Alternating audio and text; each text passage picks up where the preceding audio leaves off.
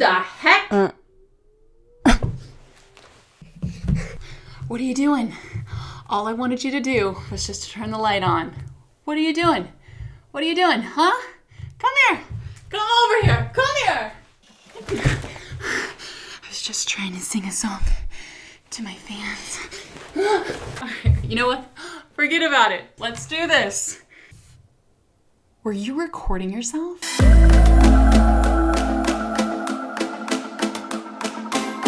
I love stories. I am such a story hoe. On my YouTube channel, I wanted to start a little mini series and call it the 5-Minute Tiny Tale. I have 5 minutes to tell you an epic story of something that happened in hopes to inspire, entertain, and maybe educate you. I meet so many people with some rock solid stories of fear and love, adventure, perhaps just like a wild night on the town where you drank just a wee too much, made friends with a fisherman named Fishbait, who took you on his restored 1952 fisherman's boat to the middle of the Atlantic where you thought it would be so much fun to swim naked with baby sharks, only to find there are only fat, chubby daddy sharks in those waters who love the taste of two things, your blood and your guts. And you somehow have to swim faster than Michael Phelps after being injected with 12 Red Bulls, only to realize it was just a dream and you wake up naked on your neighbor's lawn and he whacked you upside the head with his walking stick.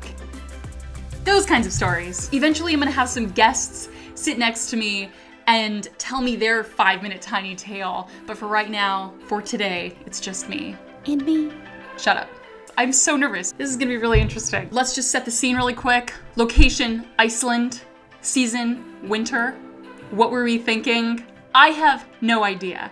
Zero idea. Zero. This is the story of me and my friend Eleni getting stuck in the Arctic wonderland of Iceland. Okay. So my good friend Eleni and I ventured to Iceland and we decided to do the Ring Road. The Ring Road is 800 miles and it goes around the perimeter of Iceland. It's phenomenal. We got to the east side of the island and we got to a fork in the road. We can either go right and continue on the one and go through these fjords, or we can make a left and take a shortcut to the town we were trying to get to. We decided to take a left. Bad decision. We saw a few signs, but we couldn't read them. To us, it was just like gibberish, but it really didn't look like the road was closed or anything. I continued to drive fairly slowly down this road, and the car just kept hydroplaning. We were driving on a good foot of ice, and there was nothing around us except white snow. We started to come up to a bridge, and that's when I really felt the car start to kind of twist sideways. I was able to stop the vehicle, and I turned to Eleni and I said, we cannot drive this car anymore. The car could just slide off the bridge. We were completely stuck. We have 0 cell reception. We can't contact anybody. So I turned to Eleni and we just started to talk things through. We decided that we had 2 options. The first option was to sleep in the car, but at night it would get well into the negatives and we would freeze. We couldn't keep the heat on the entire night. We were on a curve and it was unsafe. A truck could easily turn and just T-bone us. Our second option was to suit up, put some clothes on, and start walking to this little flashing light that we saw on our way in. It was super cloudy, so we didn't know what this light was on top of this big hill. We just started putting clothes on, we started packing our bag, and at this time, we probably had about 5, maybe 10 minutes of light left. And as soon as I get out of the car, I slip. I couldn't stand up because it was so much ice, we had a hard time even walking on the ice. The coldness was piercing. Like my face, it was like shards of glass were hitting my face. It was so cold. But we looked at each other and we're like, what the hell? Whoa! So having to walk a mile on pure ice in like 0-degree weather, it's not fun. I mean, it's not fun. To this day, I don't think I have been as cold as I was on this day at that time. I was freezing. We walked a mile down the road, holding on for dear life, and we come to this long driveway, and we still can't see what's at the top. We are walking into the unknown. All we see is this little flashing light, and we notice we're coming to a house. It's a small house with a barn in the back. Of course, my immediate reaction is, well, that's where they keep the bodies, and the house is where they cook the bodies. That's essentially what's going on in my mind right now. I am so horrified, but this house and whoever is in this house is our only hope. We get to the front door, and there was a little bell, and I remember ringing the bell.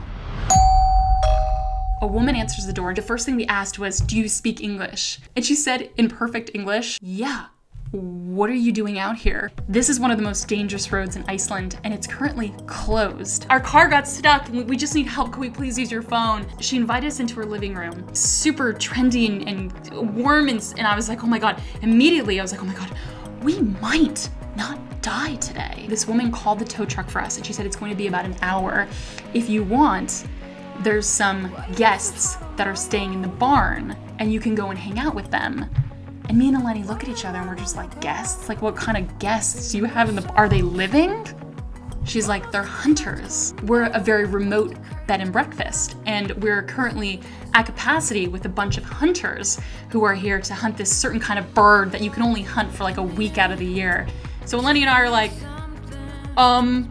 yeah, sure, like, yeah, this is awesome. So we ended up going to the barn, and this barn was like refurbished and like beautiful. And we just hung out for an hour with these hunters of all ages. And then the tow truck guy came, and we hopped in the tow truck and we took them out to our vehicle, and the woman asked if me and Eleni wanted to stay for dinner. And we just had this amazing, like, home-cooked meal with these 12 hunters who were all telling us these wild stories about hunting in Iceland. And Eleni and I look at each other and we're like, this is amazing. Like, go from like 2 hours prior, we honestly thought like a small chance of us like maybe possibly not making it. And then after dinner, we moved back to the barn and we're playing pool and we're just hanging out with these hunters. And I think we hung out till like 2 a.m.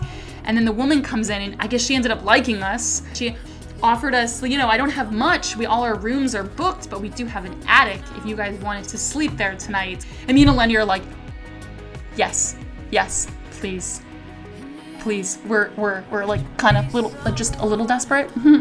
But this ended up being one of the greatest Airbnbs in all of Iceland because it's so secluded, and hunters and people go here who really, really want to experience Iceland and be very, very remote. It was one of the most memorable stories because we started off in a situation where there was like a hint of we might not make it through tonight, to metamorphosizing into one of the greatest nights of that entire trip. If not one of the greatest nights on all my travels that I've ever been through. When you're in that kind of situation where you don't know what to do, you just have to pick something, you know, sometimes that could lead to one of the greatest adventures you'll ever have. That to me is about backpacking, that's what hiking, that's what even traveling, just traveling in general, that's what it is. It's about these types of adventures. You don't know what's gonna happen, and sometimes you just kind of have to ride it out. Yeehaw, cowboy! I wish to be me. So now that you know the story, I'm just gonna give Eleni a call. Let's see if she answers. Hey, hi, what's up? Hey! Okay, so you're on camera right now, FYI. Your favorite thing. This is Eleni. Wait, we're doing this really professionally. Eleni, say hi. Hi. I just told everybody about our adventure in Iceland. What was something that you really remembered from that trip? Because I just told everybody about the trip. What was something that really sticks out? Our little incident, I believe it was probably like night 2, night 3. We got stuck. Okay, were you scared at all? You know what? No, because we passed that house with the light, I think we had a plan.